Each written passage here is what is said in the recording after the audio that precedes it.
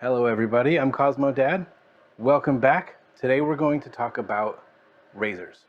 I've been talking about a lot of color lately, and with my filming schedule it seems to stretch things out, and I seem to talk for months on one subject, even though it's just a few videos. So I want to switch gears a little bit and talk about some hair cutting.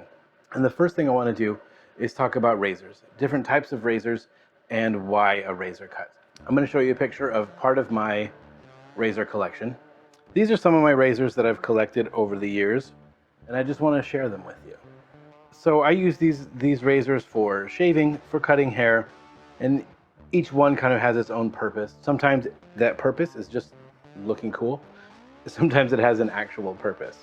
And so I want to talk to you about the different types of razors today. First things first, when people think of a razor or a straight razor, they think of something like this. This is an actual straight razor.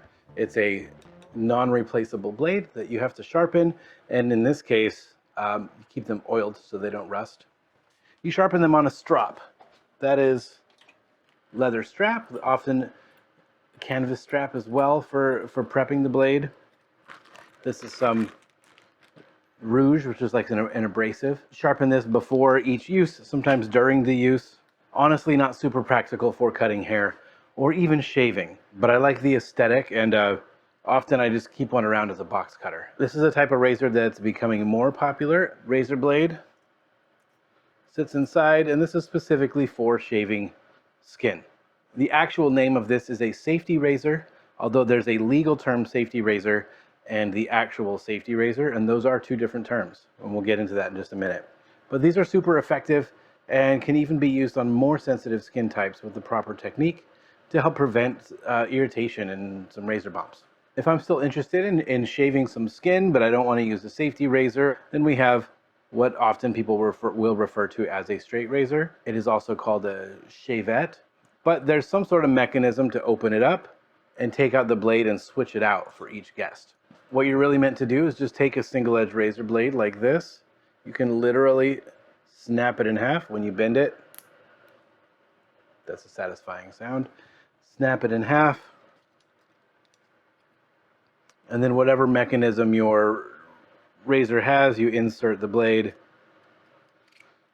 and then secure it. And now you're ready to do some shaving, or in my case, cutting some hair.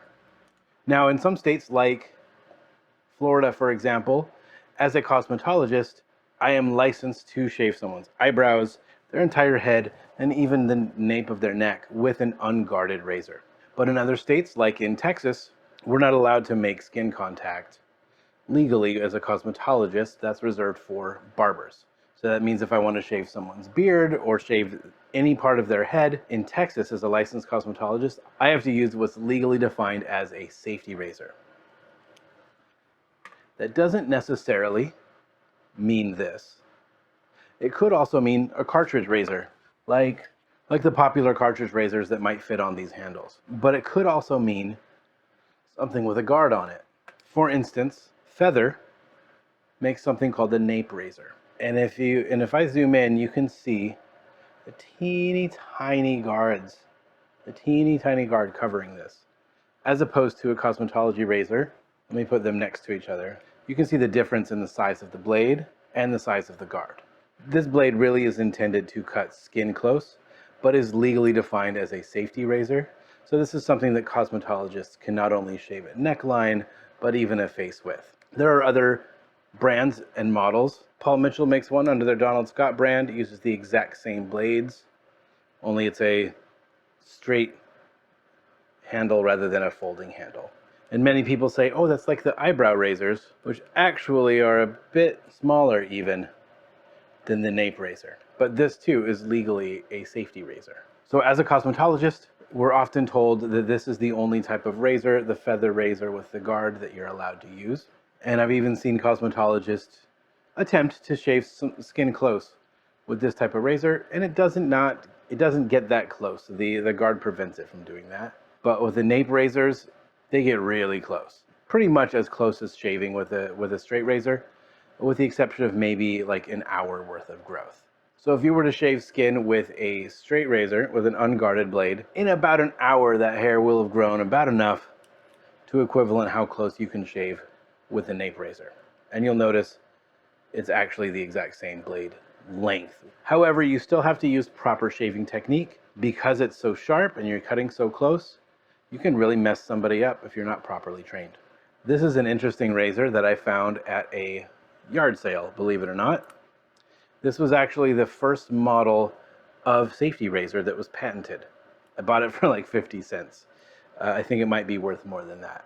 I don't have a blade in it because it takes a longer than standard blade, but you'll notice the guard on it. Though it's built for a right-handed user, it can be used ambidextrously. It's just a matter of what you are comfortable with. But this razor illustrates a really, really good point, and I've done a video about it before too. So the blade is meant to be on this side, the guard on top, so that when you're shaving, the guard is on top, not protecting the skin being shaved, but to protect this everything above that blade. A lot of times when we use razors, they come, if you're right-handed, they come out of the dispenser completely backward, making you put the guard first on the hair rather than the blade. I always flip these around to make sure that the blade is making contact with the hair before the guard does. Another type of cosmetology razor would be the carving comb, which I think came from Paul Mitchell, but I definitely have seen copies. And I'll tell you a little bit more why I do and don't prefer this type of tool. But you can see here, it has some guards on either side of the blade. Here, most of the blade is available. On this side, you can see that some of those guards are solid. So this is really meant to take a horizontal section of hair and cut sort of every other little section, much like you would with texturizing shears. Another type of razor, once again a folding razor. This one comes with a guard that can be flipped around ambidextrously and is really meant to be used with the guard. For me personally, if I try to cut hair with this unguarded, it's so much longer than a standard blade that I tend to cut myself with it without the guard on. If you want to sound like you know what you're talking about when it comes to straight razors, this is not a handle. In case you've noticed, I don't hold it by here. These are called the scales. Just like the decorative parts on a knife handle are called the scales, this is called the scales. These are both razors that I use to cut hair and shave with, where I made the scales myself. So this one was made out of some natural shed antlers. That's why the shape is a little bit funky, because I really had to follow the shape that the antlers were making available to me. And this is one that I use in the salon all the time. The scales are made out of bamboo. I've been using this for about 10 years. It's surprisingly durable. You can see it's got some wear on it, but after 10 years of really regular use, it's doing a good job at standing the test of time. And once again, this one is the Shavettes style, where I can slide this cartridge out, change out the blades as I wish, and always have a fresh, sharp blade. I don't think I actually talked about cosmetology razors yet. These are designed, once again, to have a removable blade that you can change out and flip around based on your dominant hand or cutting style. But they come with the guard built into them. You can't remove it, it's just there. And there are different brands and different features. In the video where I talk about the direction to insert your blade, I also talk about a couple little other features and how to get the most out of your blade. This was my very first hair cutting razor ever. It's made by Pivot Point. I got it in school. I've always loved that you can part hair with it carefully, and it fits in the hand really nicely. And then the Donald Scott chopstick razor, once again by Paul Mitchell. This one has really, really nice balance. When we get into the hair cutting video, I'm going to use one of these two and also Old Faithful here. So that was just a little bit of show and tell today. Stay tuned for the next video when I talk about what types of hair and what conditions you should use a razor on to cut. Thank you so much, and I'll see you next time. Hey guys, thanks for watching this video. If you like what you saw and you want to see some more, go ahead and check out some of my other videos. Feel free to share with any of your nerdy friends. Click the subscribe button. If you have any questions or comments, leave them below. Let me know what else you want to hear about. Thank you so much for stopping by, and I'll see you next time.